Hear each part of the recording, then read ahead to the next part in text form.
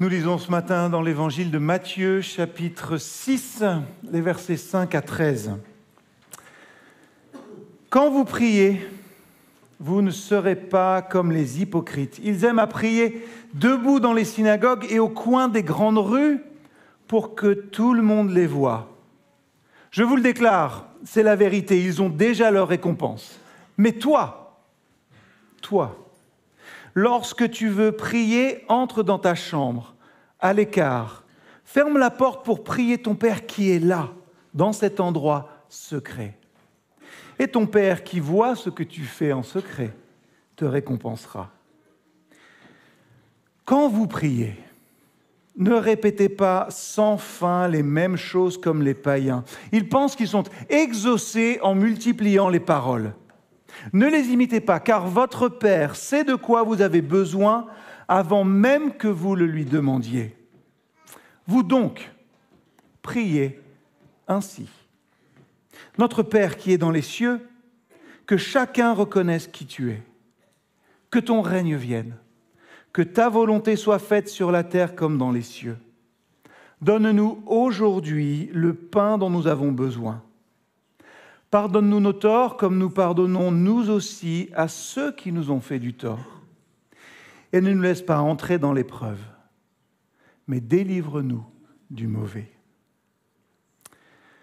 La prière, je m'en rends compte, est un souci, un problème pour pas mal de chrétiens. Vous savez, je ne sais pas faire, ou moi je ne sais pas prier, je ne fais pas des prières aussi belles que celles de...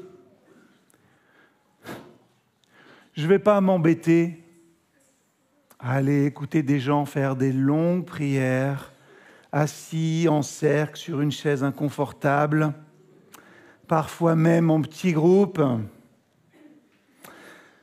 Et puis, je m'endors des fois. Vous ajouterez la liste de toutes vos souffrances dans la prière à celle que j'ai faite. Vous savez ce que j'ai découvert ? C'est que la prière, c'est vrai, est un vrai problème pour les athées aussi. Ceux qui ne croient pas du tout en Dieu. J'ai lu un jour un article témoignage qui avait pour titre « Si je pouvais m'arrêter de prier, je serais un bon athée ». Dans cet article, on retrouve un jeune évangélique qui a perdu la foi et qui ne l'a pas retrouvée, qui revenait sur ce vrai problème dans sa vie. Dans son rejet de Dieu, notre jeune homme n'arrivait pas à ne pas lancer vers le ciel des « merci » quand tout allait bien. Il n'arrivait pas non plus à arrêter cette mauvaise habitude dans les temps où la vie se faisait plus dure. Et en réfléchissant à ça, voilà ce qu'il dit. « J'en suis désolé. Parce que je vis cela comme une trahison de mon scepticisme. Peu importe ce que je pense de Dieu, qu'il est le fruit de nos imaginations, de notre faiblesse, je me retrouve à prier.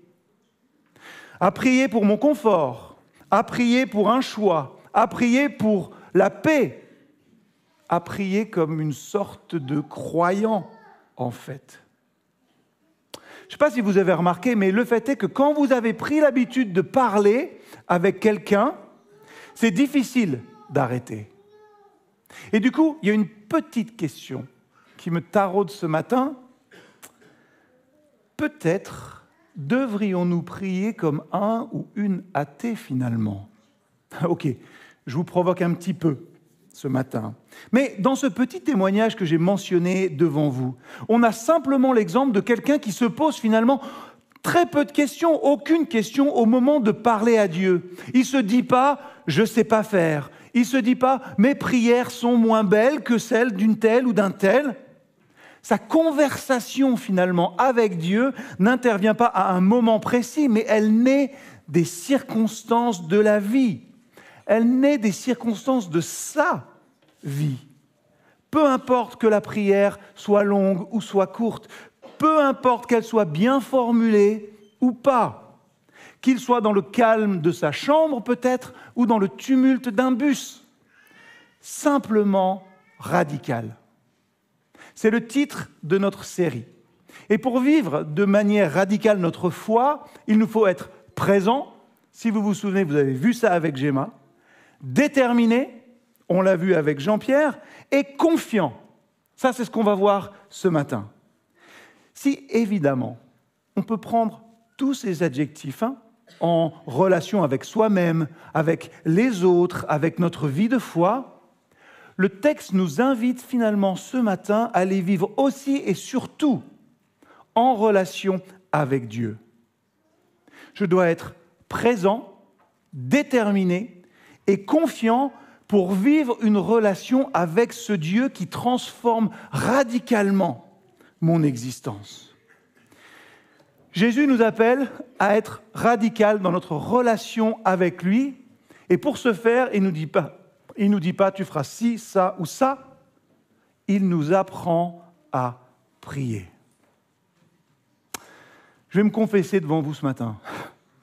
Pendant de nombreuses années, une grande partie de ma vie, j'ai ignoré 2 des versets les plus importants concernant la prière dans la Bible. Je ne sais pas. J'ai dû être distrait sans doute par les versets plus célèbres qui les suivent immédiatement. Je ne vais pas faire le test, mais je suis sûr que si je demandais à la plupart d'entre vous de me réciter le Notre Père dans la version de Matthieu 6, versets 9 à 14, « Notre Père qui es aux cieux, que ton nom soit sanctifié », vous seriez tous et toutes capables, quasiment, de les réciter devant moi. Mais avant que Jésus ne donne ce modèle de prière, il nous enseigne à prier dans les 2 versets précédents.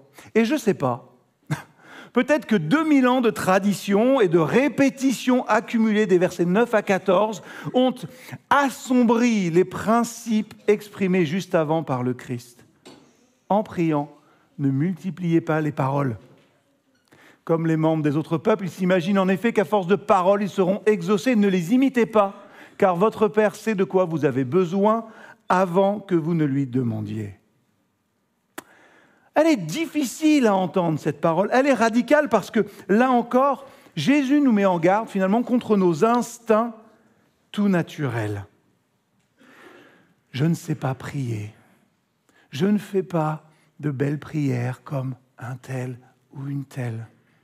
Ces excuses-là, elles reviennent finalement souvent pour nous à dire qu'on ne prie pas assez longtemps à notre goût.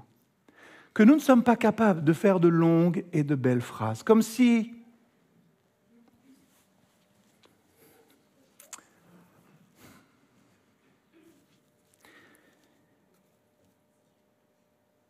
merci Seigneur parce que tu es là dans mes épreuves. Comme si ça avait moins de valeur ou était moins entendu qu'un... Je vous invite à vous lever, s'il vous plaît. Merci Seigneur d'avoir fait de moi une créature si merveilleuse. Combien tu es digne, ô Père, de recevoir toute la louange, toute l'adoration, toi qui n'as pas rechigné à venir en Christ pour nous sauver. Combien je suis heureux de pouvoir contempler ta magnificence, du lever du soleil jusqu'à son coucher, de te parler sans entrave. Ô Seigneur, mon cœur déborde de joie et ma vie est remplie de roses, car tu es avec moi. Comme tu as été auprès de tous tes enfants depuis l'aube de l'humanité. Je me souviens d'Adam et Ève et de ta bienveillance au moment où tu as simplement appelé « Où es-tu » dans ce jardin baigné de la lumière du soir où le mal avait fait son entrée. Tu montrais ici ta magnificence. Je me souviens d'Abraham, de son voyage depuis Our en Chaldée, de ta bienveillance, de ta présence auprès de lui, de Sarah et de tes promesses. Seigneur, tu ne les as pas abandonnés. Combien tu fus bon aussi avec Joseph, l'utilisant pour sauver tes enfants, lui dont le manteau multicolore fut déchiré. Tu lui as donné des habits plus merveilleux encore. Et que dire de Moïse ? Je m'arrête là. Merci Seigneur, parce que tu es présent dans mes épreuves comme tu le fus avec ceux qui m'ont précédé. Amen. Vous pouvez prendre place. J'aurais bien aimé entendre un amen, mais c'est pas grave. Les 2 prières celle qui a été faite là, en pleurs comme celle qui a été faite comme cela, du haut de la chair, en prenant tous les exemples bibliques que vous pouvez, sont valables, évidemment. Mais le plus important peut-être est de bien réaliser que le Seigneur accepte de la même manière les deux, parce qu'il regarde ici, parce qu'il regarde au cœur. Alors, reconnaissons peut-être que parfois nous sommes plus enclins à regarder la forme plus que le fond. Peut-être que certains, aucun d'entre nous ici évidemment, mais se disent « il prie bien, c'est tellement spirituel ». Il suffit de prendre l'histoire biblique et de faire un petit digest, et puis c'est bon. Nous pensons de manière fausse que si, un peu comme les prophètes de Baal, si on passait la journée à danser, à nous taillader du matin, alors une oreille se tendra du ciel. Un aspect du Notre Père parmi d'autres, mais qui est particulièrement étonnant, c'est sa simplicité et sa brièveté. Jésus ne prononce manifestement pas des phrases vides, comme le font les païens. Il ne sous-entend pas non plus qu'il sera plus entendu s'il prie longtemps. Dans ma traduction, mais il y en a une qui est plus courte encore, la prière fait 68 mots et 2 phrases. 68 mots et 2 phrases en français. Avez-vous déjà entendu une prière publique aussi simple, sans fioriture aucune, une prière si directe qui va directement à l'essentiel? C'est rare. Et la prière que nous avons sous les yeux, elle sort de la bouche directement de notre Sauveur lui-même. Alors, je vais vous dire un petit quelque chose. Peut-être que ce n'est pas votre cas, mais ce n'est pas grave. Pour beaucoup d'évangéliques, peut-être que le Notre Père est un peu considéré comme un mantra. Dans le mauvais sens du terme, il fait partie de la religiosité. Vous savez, ce qu'on aimerait voir disparaître au profit d'une relation vraiment vivante. Et je me suis dit, peut-être que c'est l'inverse, justement.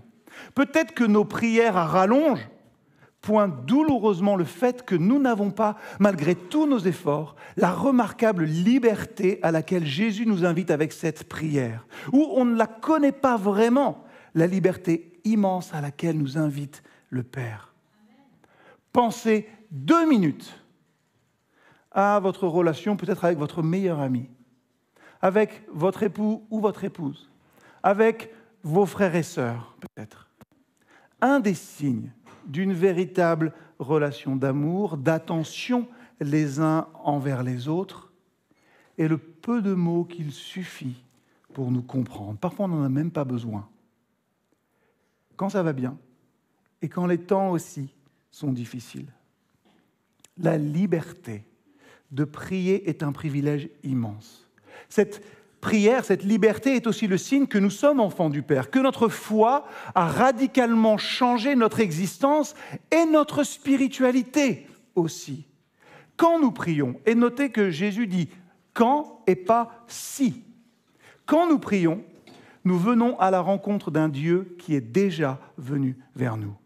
On ne se présente jamais devant sa majesté pour la première fois. On n'a pas besoin de se réintroduire auprès de lui, pensant qu'il est trop important, trop occupé pour se souvenir de notre nom et de nos petites circonstances.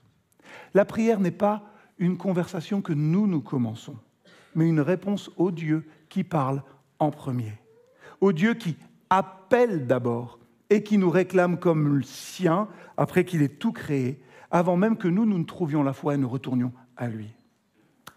Du coup, il me paraît important de dire aussi ce matin peut-être que nous sommes libres d'abandonner nos phrases toutes faites, celles qui font bien. Nous avons aussi le droit de nous adresser à Dieu avec peu de mots. Étendre nos requêtes n'impressionne pas Christ parce qu'il nous connaît déjà, parce qu'il nous aime déjà et parce qu'il nous protège déjà. Vous savez, nous ne sommes pas des citoyens inconnus qui s'approchent d'un dignitaire lointain. Les mots sont choisis dans cette prière, mais nous sommes des enfants qui s'approchent de leur Père. Ça ne veut pas dire évidemment qu'on s'approche de lui de manière moins respectueuse. pas, j'ai toujours l'impression, même à 44 ans, de m'approcher de mon père d'une manière un peu respectueuse quand même. Ça ne veut pas dire qu'on ne s'approche pas de notre Dieu avec toute la déférence qui lui est dit. Ça ne veut pas dire non plus qu'un langage simple et enfantin veut dire qu'on dit des simplicités, des frivolités ou qu'on est complètement nonchalant. Une langue simple ne signifie pas faire des prières simplistes. Toute humaine est centrée sur nous. Regardez la prière de Jésus. Elle est simple, libératrice, mais le contenu dépasse de loin nos contingences terrestres. Remarquez, il ne commence pas avec le pain quotidien, mais il commence par exalter, sanctifier, mettre à part le nom de Dieu et pas le nôtre. Il prie pour que son royaume, le royaume de Dieu, vienne, pas celui de l'homme. Et ça, c'est des aspirations de cœur qui sont réellement convertis, de cœurs qui ont vécu, comme on dit, une nouvelle naissance. Sans une vraie relation avec Christ, sans une vraie compréhension de qui est Dieu, sans une nouvelle naissance, finalement, notre prière, si nous prions, ne sera qu'un prétexte pour demander la même chose, pour assouvir les mêmes désirs charnels que n'importe qui dans le monde. Quand j'ai écrit ces mots, je me suis dit, Jérémie, réfléchis un peu aux prières que tu fais. Est-ce qu'elles ne sont pas différentes finalement? Est-ce que c'est autre chose que simplement les aspirations de tout un chacun? Comme des choses qu'on pourrait lancer comme ça. Avec une vraie relation avec Dieu, avec un cœur radicalement transformé, nous prierons non pas si, mais quand nous prierons, avec simplicité, profondeur, et je le crois aussi, de nouveaux désirs qui sont centrés sur Dieu et sur son honneur. Jésus ne nous avertit pas simplement de phrases vides et de beaucoup de mots, mais il nous dit pourquoi. Ton Père sait ce dont tu as besoin avant de le lui demander. Le fait que Dieu sache tout avant n'est pas une raison pour garder le silence. Ce n'est pas la logique de Dieu finalement. C'est exactement le contraire. Notre Père sait ce dont tu as besoin. Ça doit nous donner l'élan pour prier et utiliser finalement un langage simple et direct parce qu'il ne connaît pas seulement nos besoins, mais en plus, il est notre Père qui aime ses enfants et qui veut répondre à nos besoins. En fin de compte, la manière dont nous prions en dit beaucoup sur la façon dont nous voyons notre Dieu. Est-ce que quand vous priez, vous avez la certitude que vous avez déjà l'attention de Dieu ou est-ce que vous soupçonnez peut-être le fait que vous devriez la gagner? Bon, il serait peut-être temps que je prie là pour réveiller Dieu qui revienne un petit peu dans ma vie. Est-ce qu'on suppose qu'il se méfie de nos besoins? Ou est-ce qu'on pense qu'il met à notre disposition finalement une offre limitée, que du coup on devrait faire un petit peu pression pour lui pour obtenir sa satisfaction? Après tout, la demande est grande. Est-ce que pour nous, il est un Dieu distant ou un Dieu proche? Est-ce qu'il est souverain et bon aussi? Est-ce qu'il est juste et miséricordieux, comme on dit? Soyons certains d'une chose. Et je suis sûr que dans cette salle, plein de gens peuvent en témoigner. Dieu saura nous donner mieux que ce que nous demandons. Dieu saura nous donner mieux que ce que nous demandons. Pas forcément plus. C'est souvent ce qu'on comprend en lisant rapidement. Dieu ne donnera pas forcément plus, mais mieux.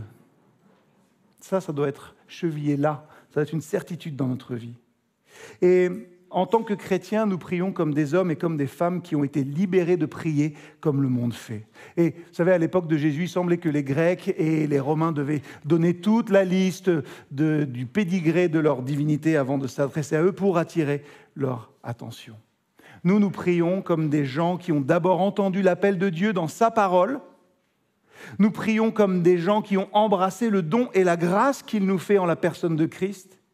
Et nous prions comme des gens qui n'ont pas besoin de gagner sa faveur avec des supplications, avec des répétitions, avec une posture ou avec de la prétention. Nous prions comme des gens qui nous savons que Christ est pour nous. Et donc on peut demander simplement, en tant qu'enfant.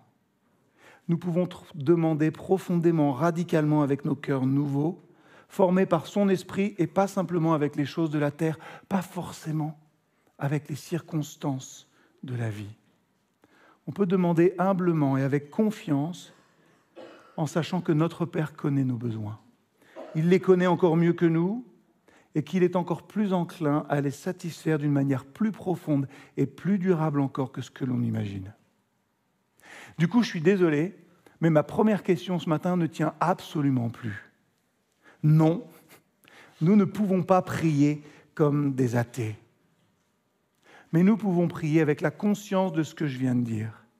J'ai la liberté d'être simple parce que Dieu est mon Père, que je le connais et qu'il me connaît. Du coup, la vraie question pour terminer est la suivante. Alors, elle est valable pour ici, à Valence, comme elle est valable partout, et peut-être qu'elle nous titille un petit peu plus que ce qu'on devrait. Voulons-nous, dans nos vies et dans notre foi, être satisfaits d'une manière durable ? Question directe, question difficile, mais qui doit être posée. Vous savez, Gary Millar, c'était un pasteur nord-irlandais qui a pendant 17 ans été impliqué dans l'implantation, dans la revitalisation d'églises en Irlande, et aujourd'hui doyen du séminaire du Queensland en Australie. Il va jusqu'à affirmer « l'Église évangélique abandonne lentement mais sûrement la prière ».